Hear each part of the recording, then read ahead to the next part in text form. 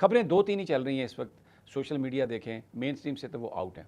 ایک تو خبر جو اسحاق ڈار صاحب کے نواسے کی خبر ہے, جو وہ سارا ریپ کیس ہے وہ آپ کے سامنے ہے. لیکن اب پچھلے 2-3 دن تو خوب اس پر بات ہوتی رہی ہے. اب کچھ چینل والے یہ بتا رہے ہیں کہ انہیں ہدایت نامہ آیا ہے کہ اب اسحاق ڈار صاحب کا نام لینا بند کریں. اس کی کیا وجہ ہے مجھے نہیں پتہ. لیکن جو سارے جو وہ لوگ جو مریم نواز کے نزدیک ہیں, نون لیگ کے نزدیک ہیں, وہ دے آر آل آؤٹ, جس میں وہ یہ ثابت کرنے کی کوشش کر رہے ہیں کہ یہ بالکل کوئی اتنی بڑی کہانی نہیں تھی اور پولیس نے بھرپور انداز میں کام کیا ہے. اسحاق ڈار صاحب نے اور مریم نواز صاحبہ نے باقاعدہ قانون کی پاسداری کی ہے, وچ از رانگ, یہ غلط ہے, لوگ جانتے ہیں. لیکن ان کی کیلسنس میں آپ کو بتاتا ہوں. وہ کہتے ہیں ڈی آئی جی صاحب کہ سی سی ڈی کے پاس نہیں جاتا ریپ کا کیس. بھئی باقی جو لوگوں کو ایکسٹرا جوڈیشل کلنگ میں آپ مار رہے ہیں وہ کیا. رانا ثناء اللہ بڑے ایک سمجھدار سیاستدان ہیں. میں آپ کو ان کی گفتگو, وہ کہتے ہیں یہ ایک نان ایشو ہے اور یہ ایک معمولی سا لین دین کا معاملہ تھا. ذرا آپ ان کی بات سنیں. اور ایک نان ایشو کو جو ہے وہ ایشو بنانے کی کوشش ہو رہی ہے, اور خاص طور پہ اس معاملے کو ہمارے جو معزز وزیر خارجہ نائب وزیر اعظم اسحاق ڈار صاحب ہیں.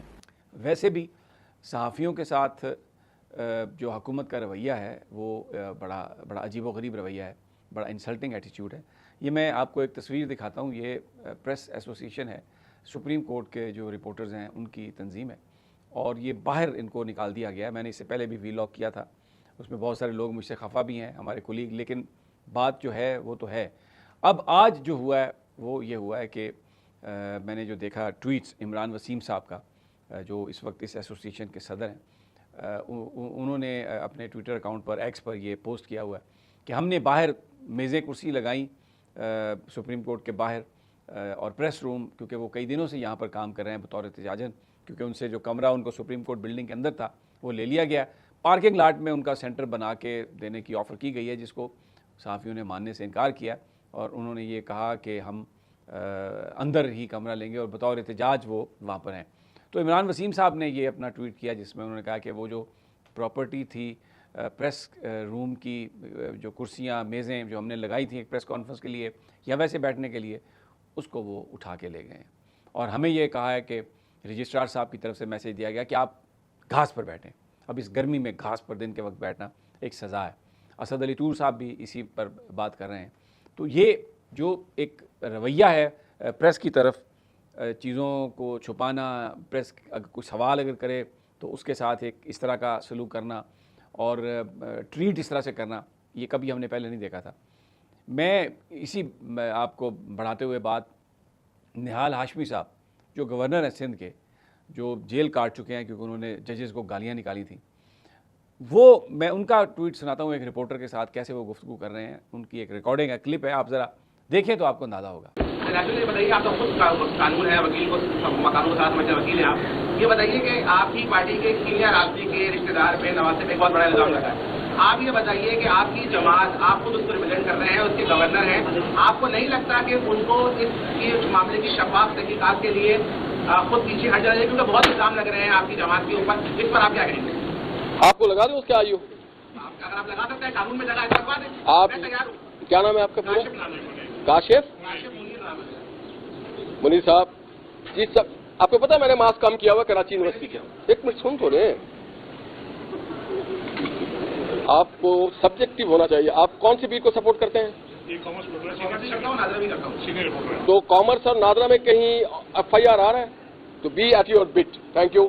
آپ بی ایٹ یور بٹ. اب مجھے یہ بتائیے کہ کتنی رونت ہے ان کے لہجے میں, اور میڈیا کو کس طرح یہ سمجھتے ہیں کہ کیسے ان کو ڈیل کرنا چاہیے.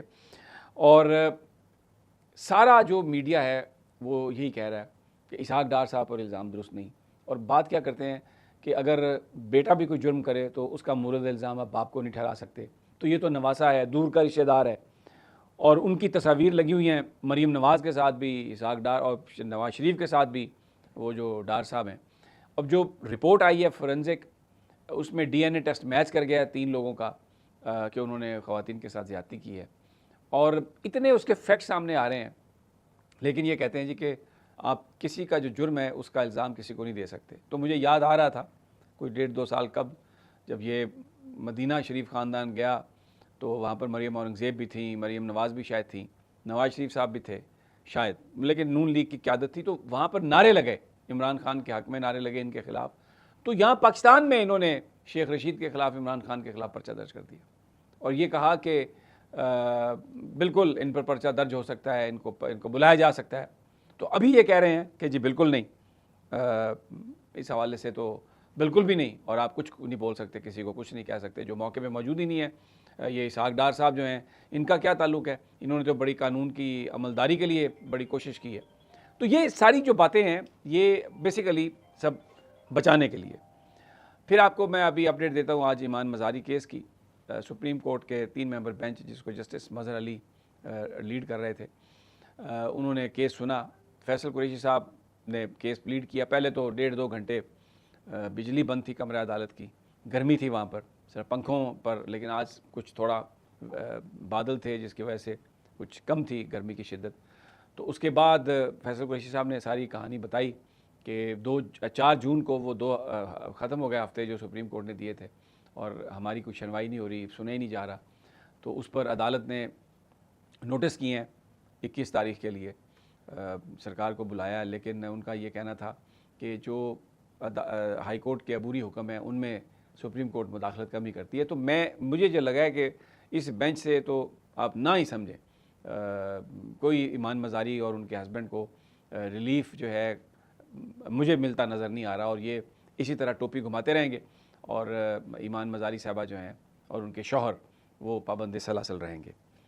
اب کشمیر میں اپڈیٹ میں آپ کو دے دوں, افسوسناک واقعات ہیں کشمیر کے. میں روزانہ ان پر بات کرتا ہوں اور مجھے کوئی خوشی نہیں ہوتی, اس لیے کہ کشمیریوں کے دل پاکستان کے ساتھ دھڑکتے ہیں اور ان کو بڑی محبت ہے پاکستان سے, لیکن وہ اپنے حقوق کے لیے ایک کوشش کر رہے ہیں.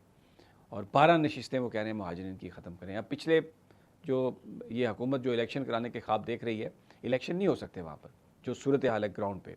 پچھلے 4-5 دنوں میں آپ دیکھیں کیا ہوا ہے. وہ جو شاہ غلام قادر تھے ان کے ساتھ وادی نیلم میں کیا ہوا, فاروق حیدر صاحب کے ساتھ کیا ہوا, پھر مشتاق منہاج صاحب جنازے میں جانا چاہتے تھے ان کے ساتھ کیا ہوا, اور اب جو فیصل راٹھور ہیں جو وزیر اعظم ہیں آزاد کشمیر کے, ان کو مطلب ان پر انڈا تھرو کیا گیا. اور جو لوگ بھی کیمپین کے لیے جاتے ہیں ان کے ساتھ وہاں پر جو سلوک کیا جا رہا ہے, جس طریقے سے کنفرنٹیشن کی جا رہی ہے, لگتا نہیں ہے کہ یہ الیکشن وہاں پر ہو سکیں گے. اور یہ جو ساری صورتحال ہے, آج بھی ہر جگہ پہ ہڑتال ہے, مظاہرے ہیں. مظفر آباد میں ایئرپورٹ کے نزدیک وہ بٹھا دیا, دھرنا بیٹھ گیا, وہاں پر اپیلیں آ رہی ہیں کہ لوگ پہنچیں. میرپور کی میں دیکھ رہا تھا ویڈیوز چل رہی ہیں, بالکل بازار بند ہیں, سڑکیں بند ہیں. اور ابھی ایک دوست مجھے بتا رہا تھا کہ اس کی فیملی جو ہے وہ کشمیر کی ہے. ہمارے ساتھ جو نوجوان کام کرتا ہے صابر, اس کی فیملی بھی کشمیر کی ہے. تو وہ گئی ہے, ان کی فیملی بیوی بچے, تو بس میں روکا گیا, پوری تلاشی لی گئی, انہوں نے بتایا. اور کھانے پینے کی چیز جو ہے نا, انہوں نے کہا فروٹ یا کوئی چیز وہ دی جا سکتی, مجھے بتائیے. اور اگر جانی ہے تو اس کے لیے وہ پیسے مانگتے ہیں, اور وہاں پہ کھڑے ریپورٹڈلی پنجاب پولیس والے ہیں. یہ ایک نیا سلسلہ شروع ہو گیا. تو بڑی افسوسناک یہ ساری صورتحال ہے. آخر میں وہ جو گروپ کیپٹن صاحب عاصم صاحب شہید ہوئے, اللہ انہیں جنت میں جگہ دے, لیکن بڑے سوال اٹھے ہیں اس میں. ایک تو یہ ہے کہ وہ بہت ہی مطلب ظاہر ہے فورس کے آدمی تھے, اور گروپ کیپٹن ایک بڑے ذمہ دار اور ایک بڑے میچور اور ایکسپیرینسڈ وہ تھے. تو بہت لوگوں کی رائے ہے, میں رؤف کلاسرا صاحب کا پڑھ رہا تھا کہ اگر ایسی چیز انہوں نے دیکھی تو ان کو چاہیے تھا کہ وہ فوراً 15 پہ کال کرتے, کیونکہ ظاہر ہے ان کے پاس تو اسلحہ نہیں تھا, وہ عام نہیں تھے, اور جو سامنے جن لوگ جو بھی حرکت کر رہے تھے وہ لڑکا جس طرح یار اور چالاک نکلا ہے تو اس کے پاس اسلحہ بھی تھا. تو شاید گروپ کیپٹن صاحب کو یہ پتہ نہیں تھا. تو لیکن بہتر ہوتا اگر وہ بقول رؤف کلاسرا کے کہ اگر وہ کر لیتے 15 پہ کال کرتے اور پولیس آ جاتی تو پھر زیادہ بہتر ہوتا. اور دوسرا, بہت سارے لوگ یہ سوال کر رہے ہیں کہ وہ سیٹ بیلٹ ان کی بندھی ہوئی ہے اور وہ سیٹ پر ہیں, انتقال ان کا ہو چکا ہے. تو سوال یہ ہے کہ وہ کس طرح ہوا یہ سارا معاملہ, وہ تو باہر گاڑی کے نکلے ہی نہیں, تو کس طرح سے انہوں نے بچانے کی کوشش کی, یا صرف گفتگو کی ہوگی وہ جو ملزم نے. بہرحال بڑا افسوسناک واقعہ ہے, اور بڑی ہمت ہے ان کی کہ انہوں نے وہاں پر اگر کوئی رول پلے کرنے کی کوشش کی تو وہ یقیناً ایک مثبت رول تھا. تو اللہ ان کے خاندان کو صبر دے, اور گروپ کیپٹن صاحب کو جوار رحمت میں